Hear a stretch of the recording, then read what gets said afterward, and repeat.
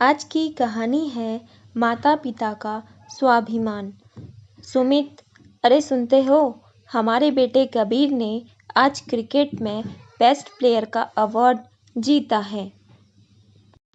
उसके स्कूल के टीचर का फ़ोन आया था। वह चाहते हैं कि स्टेट लेवल पर खेलने के लिए उसे अच्छी क्रिकेट एकेडमी ज्वाइन कराई जाए।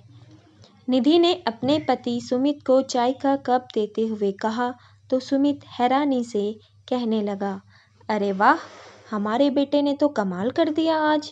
हाँ, वह सब तो ठीक है, लेकिन एक परेशानी है। निधि ने कहा, उसके ट्रेनिंग पर करीब 2 लाख रुपए का खर्च आएगा। निधि ने जब ये बात कही तो सुमित बोला, इतना ज़्यादा? ये सब कैसे होगा? ये मुश्किल है। तुम्हें तो पता ही है, महीने का 60,000 तो मेरी तनख्वाह है। उसमें से मकान का किराया भी जाता है, घर का राशन भी आता है, बच्चों की फीस भी भरता हूँ, और तुम्हारे खर्चे हैं वो अलग। अजी, आप कैसी बातें करते हैं? हमारे बच्चे के भविष्य की तुम्हें बिल्कुल भी चिंता नहीं है। अगर कबीर को अभी मौका नहीं दिया तो वो कैसे आगे बढ़ेगा? उसका भविष्य हम ही तो देखेंगे ना। हम नहीं देखेंगे तो और कौन देखेगा? अगर इतनी ही चिंता है अपने बच्चों के भविष्य की तो तुम महंगी ड्रेस खरीदना छोड़ दो, दोस्तों के साथ रोज पार्टियों पर जाना बंद कर दो। बल्कि मैं तो यह कहता हूँ कि तुम भी कोई अच्छी सी नौकरी कर लो जिससे मुझे भी सहारा हो जाए। आप तो जब देखो मेरे पीछे ही पड़े रहते हैं। मेरी पार्टियों पर उंगली उठाने की ज़रूरत नहीं है, और ना तो मैं नौकरी मेरे बस की है और ना ही मेरे खर्चे कम होंगे। आप एक काम क्यों नहीं करते? अपने गांव की ज़मीन और माँ बाबूजी का मकान क्यों नहीं बेच देते? उसे बेच आएंगे, उससे तो हमें एक मकान भी बना सकते हैं और अपने बच्चों को अच्छे स्कूल में और कॉलेज में पढ़ा सकते हैं। निधि, फिर माँ बाबूजी का क्या? अरे, उनकी अब उम्र ही कितनी बची है।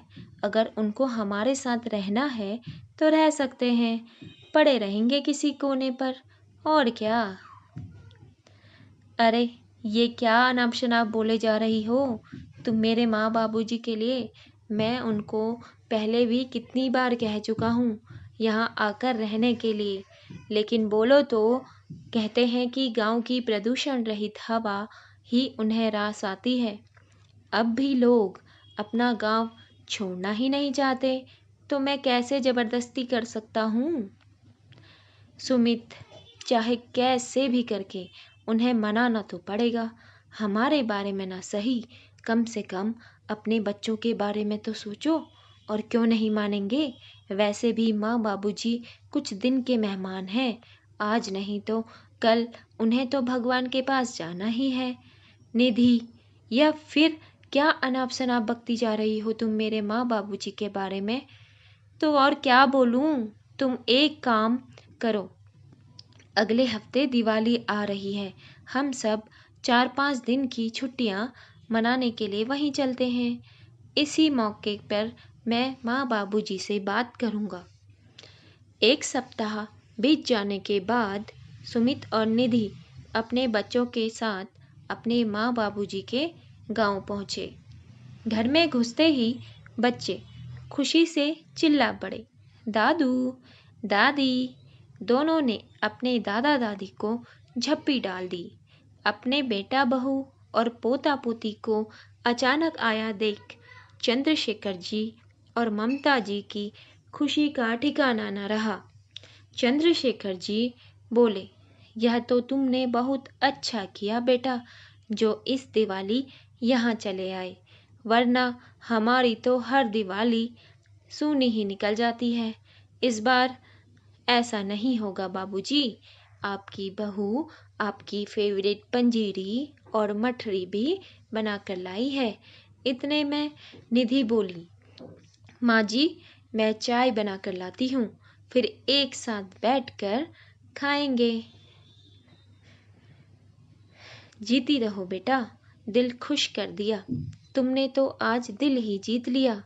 बहू ममता जी और चंद्रशेखर जी निधि को अपना आशीर्वाद देने लगे। 3 दिन तक निधि ने अपनी सासू माँ की खूब सेवा की और सास ससुर को बढ़िया बढ़िया पकवान बनाकर खिलाए। सुमित अपने पिता की दवाइयों और खाने का ख्याल रखता। एक दिन डिनर करते हुए सुमित के पिता चंद्रशेखर जी अपने बेटे से पूछने लगे, बेटा शहर में सब कैसा चल रहा है? सुमित बोला, बाबूजी क्या बताऊं, आमदनी अठन्नी और खर्चा रुपया। आधी तनख्वाह तो किराए में ही निकल जाती है। समझ नहीं आता बाकी के खर्चे कैसे पूरे करूं। उसी समय घर में किचन में रोटियां सेकते सेकते निधि उनकी बातें सुनकर तुरंत बाहर आ गई और मौके पर चौका मारने के इरादे से बोली, माँ बाबूजी क्यों ना ऐसा करें, ये गांव का मकान हम बेच दें, इससे हम वहाँ शहर में एक साथ रहें। कितना अच्छा होगा ना, हम सब एक साथ एक घर में रहेंगे। आखिर आपका भी तो अपने बच्चों से सेवा पाने का अधिकार है। जो बात सुमित कहने से झिझक रहा था, निधि ने तुरंत बोल दी तो सुमित भी उसकी हाँ में हाँ मिलाते हुए कहने लगा, मकान ही क्यों, मैं तो कहता हूँ बाबूजी यह जमीन भी बेच देते हैं। इस तो इतना पैसा हो जाएगा कि हम शहर में भी बहुत बड़ा मकान खरीद सकते हैं। बेटा बहू की बातें सुनकर चंद्रशेखर जी बहुत खुश हुए और तुरंत इस बात के लिए हामी भर दी। सभी अब खुश हो गए और खाना खाने के बाद सोने के लिए अपने कमरे में चले गए। मकान और जमीन को बेचने की बात ममता जी को सही नहीं लगी तो वे अपने पति से कहने लगी, सुनिए जी, बात तो बच्चों की ठीक है और मैं जानती हूँ कि मेरे बेटा बहू बहुत अच्छे हैं और इस बार तो दोनों ने मेरा दिल ही जीत लिया, लेकिन फिर भी मकान और जमीन बेचने को मेरा मन नहीं मानता। अपने ही गांव के शर्मा जी भी तो मकान बेचकर अपने बेटा बहू के साथ गए थे, लेकिन सुनने में आया है कि वह आजकल वृद्धाश्रम में रह रहे हैं। हमें सोच समझकर ही फैसला लेना होगा। अरे ममता, शर्मा जी के बेटे को तो मैं अच्छी तरह जानता हूँ। एक नंबर का लालची था वह। उस जैसी औलाद होने से तो औलाद ना होना बेहतर है।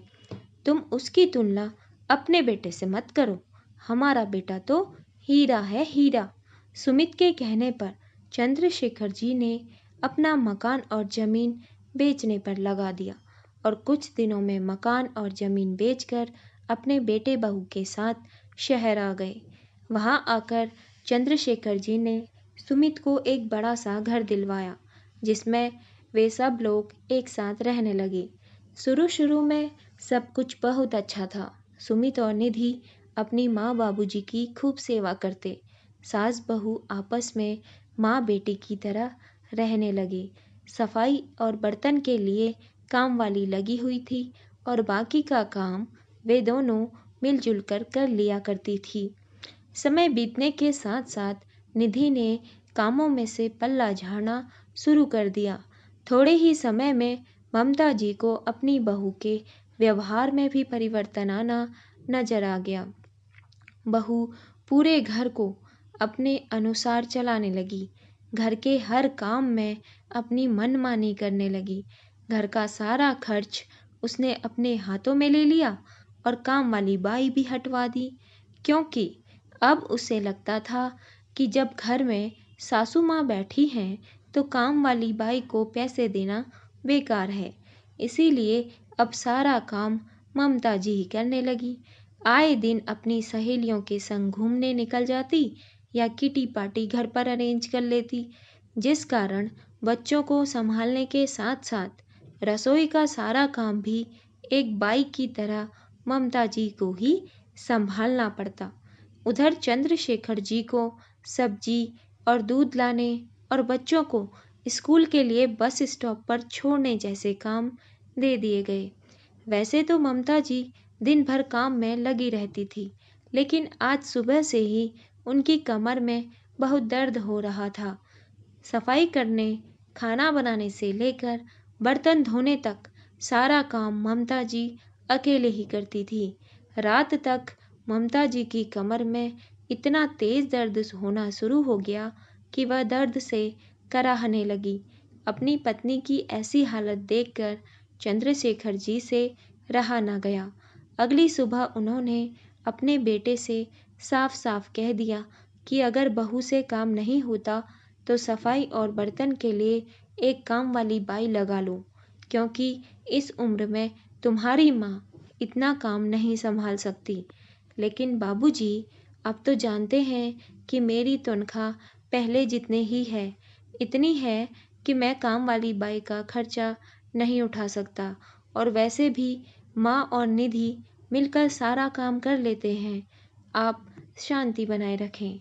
लेकिन बेटा, घर का लगभग सारा काम तुम्हारी माँ ही करती है, और जहाँ तक रहे पैसे की बात, आए दिन तो बहू दोस्तों के साथ पार्टियों में जाती रहती है, शॉपिंग करने जाती है, आए दिन नए नए कपड़े पहनते हो तुम लोग। इस सब के लिए तुम्हारे पास पैसा है, तो काम वाली बाई के लिए क्यों नहीं? आखिर तुम्हारी माँ भी इंसान है। अपने ससुर की मुंह से यह बात सुनते ही निधि गुस्से से तमतमा उठी। बाबूजी, आप कैसे कह सकते हो मेरे बारे में ऐसा? मैं दिन भर घर का काम करती हूँ, और अगर दिन में थोड़ी देर के लिए अपनी सहेलियों के साथ बाहर चली जाती हूँ तो इसमें हर्ज ही क्या है? और फिर आप दोनों दिन भर करते ही क्या हैं? थोड़े हाथ पैर चला भी लिए तो कौन सी मुसीबत आ गई? बहू की बातें सुनकर ममता जी और चंद्रशेखर जी अवाक रह गए, और उनका बेटा सुमित गुस्से भरी निगाहों से उसे कमरे में आने का इशारा करके चला गया। जैसे ही निधि कमरे में आई, सुमित ने बोला, निधि, थोड़ी तो शर्म करो। उनका ही सब कुछ लूट कर आज तुम ऐसी बातें कर रही हो।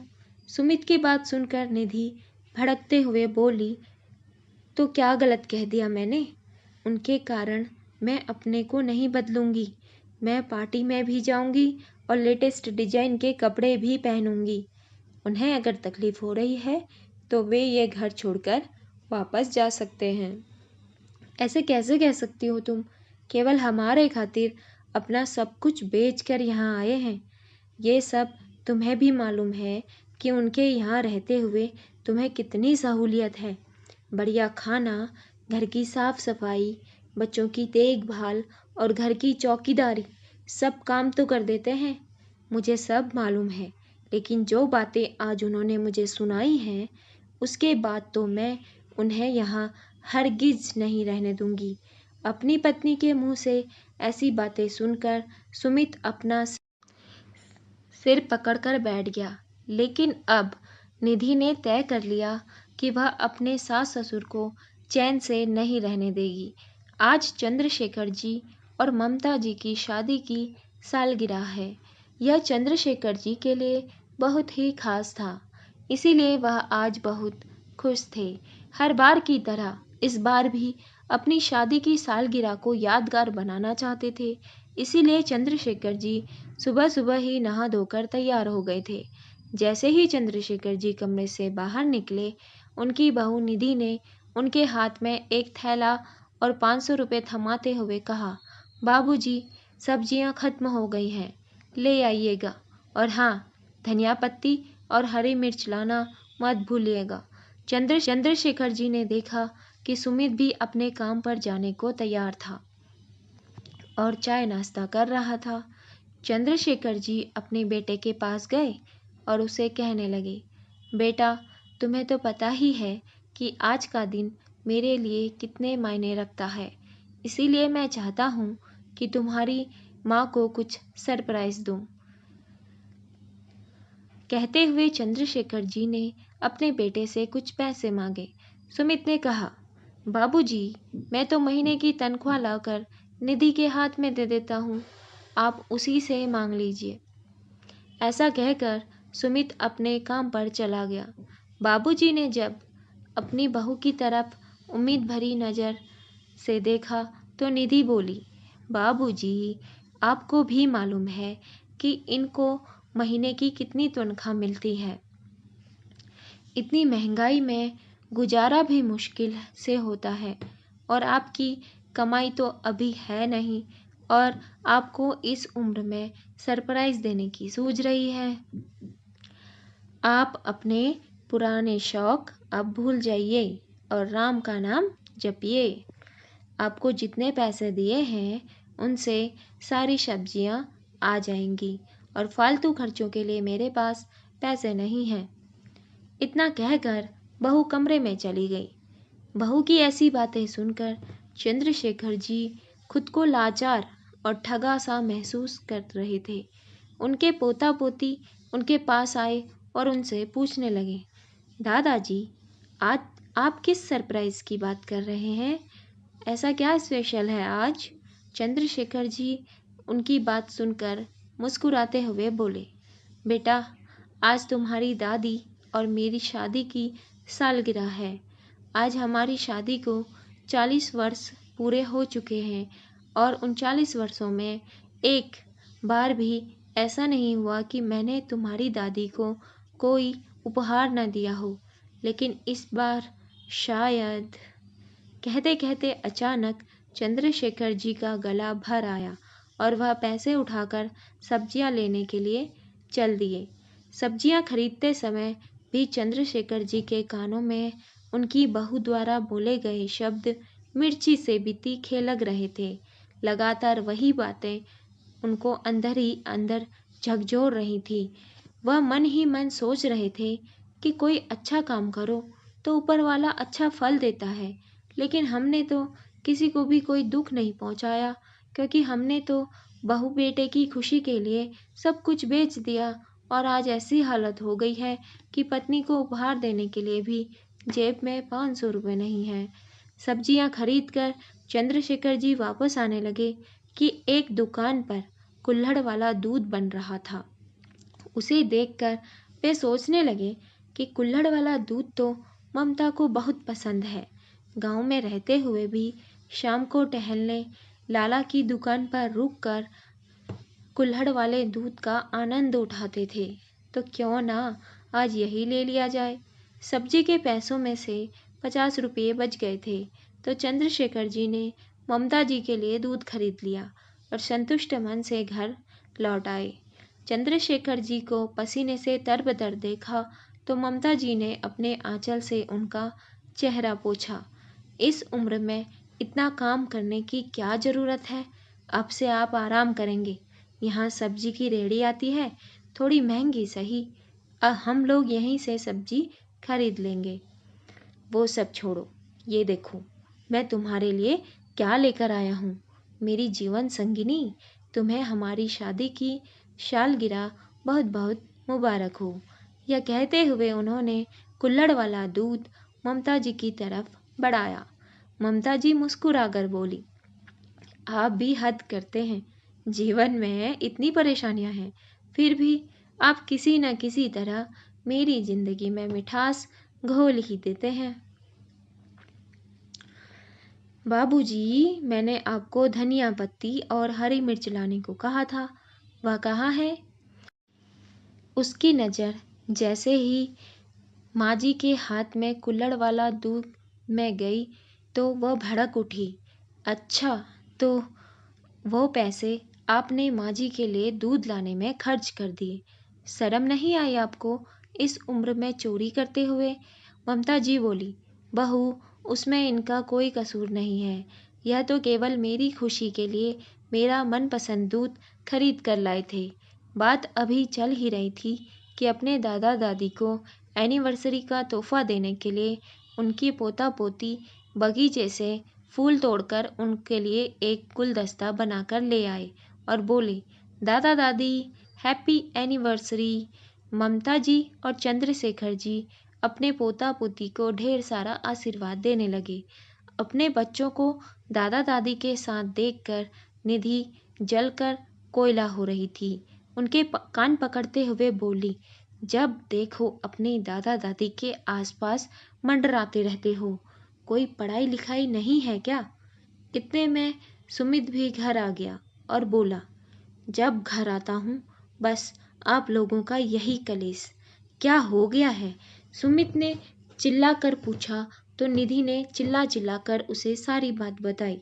उसकी बात सुनकर अपने माँ बाबूजी के पास आया और बोला, आप दोनों इस घर में शांति से नहीं रह सकते क्या? आप लोग जब से आए हैं, जब से मेरा तो जीना दुश्वार हो चुका है। आपकी अब कोई कमाई तो है नहीं, आप अपने पुराने शौकों पर भी थोड़ा सा लगाम लगाएं। यह बातें सुनकर चंद्रशेखर जी को गुस्सा आया और वह बोले, तुम्हारी हिम्मत कैसे हुई हम लोगों से इस तरह बात करने की?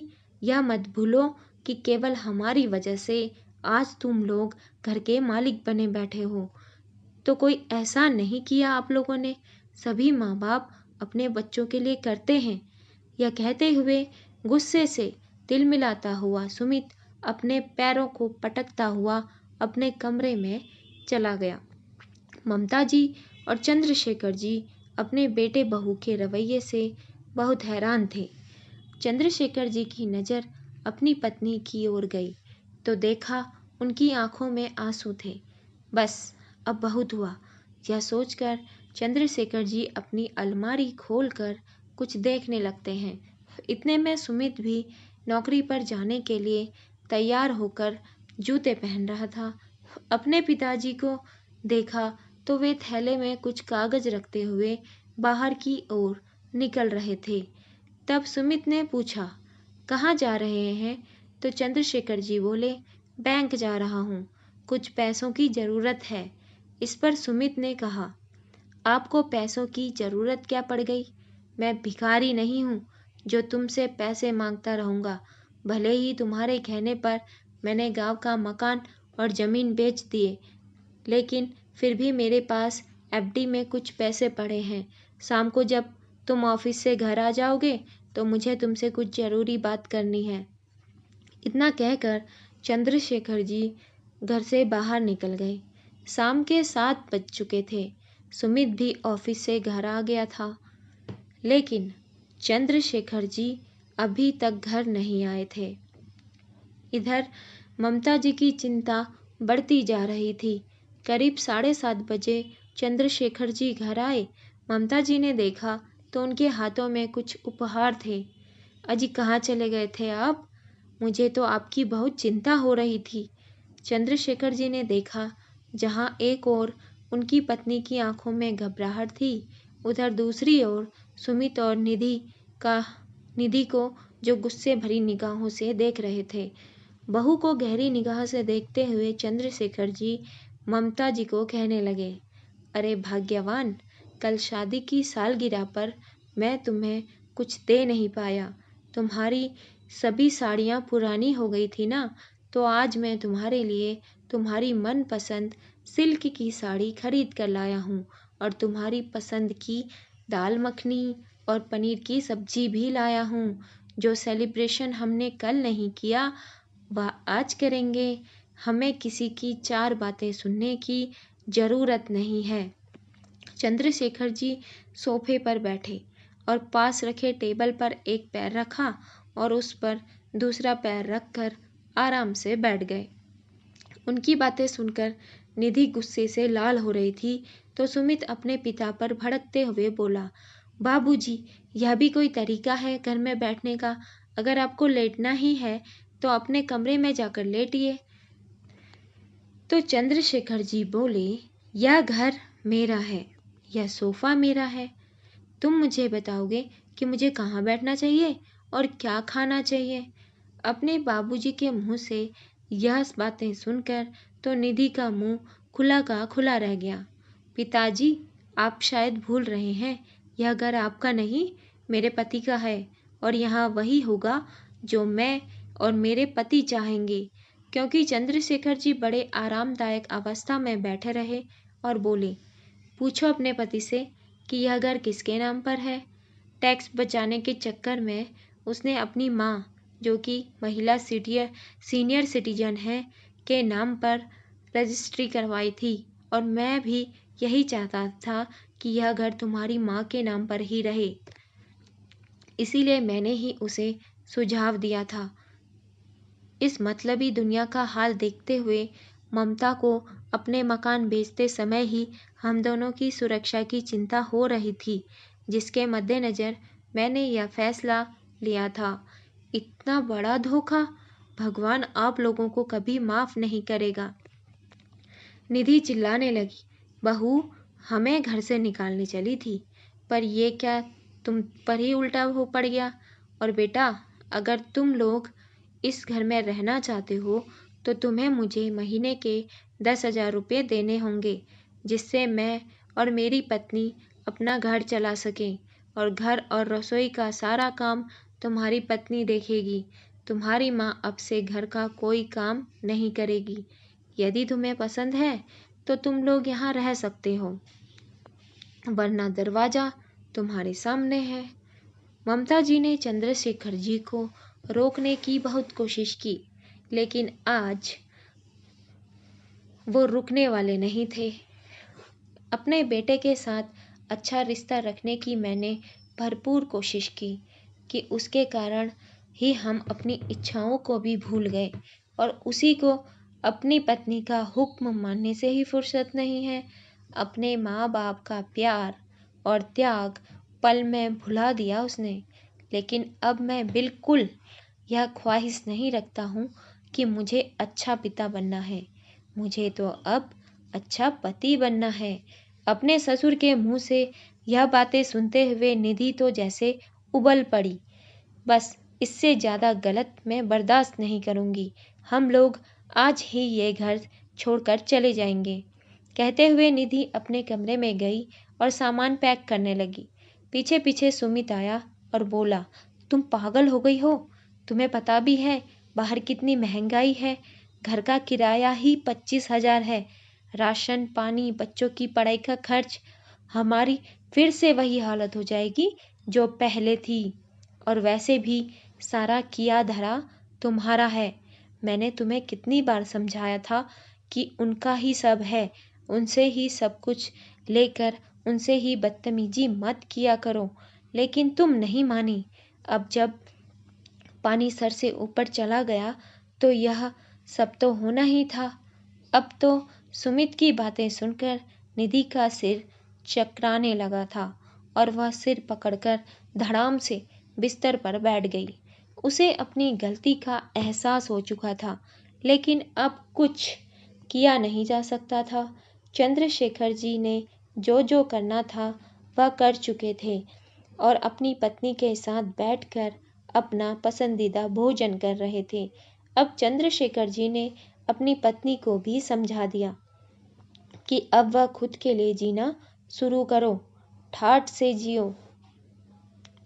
उस दिन के बाद से चंद्रशेखर जी और ममता जी अपने पोता पोती के साथ टीवी देखते, खाते पीते और आनंद उठाते।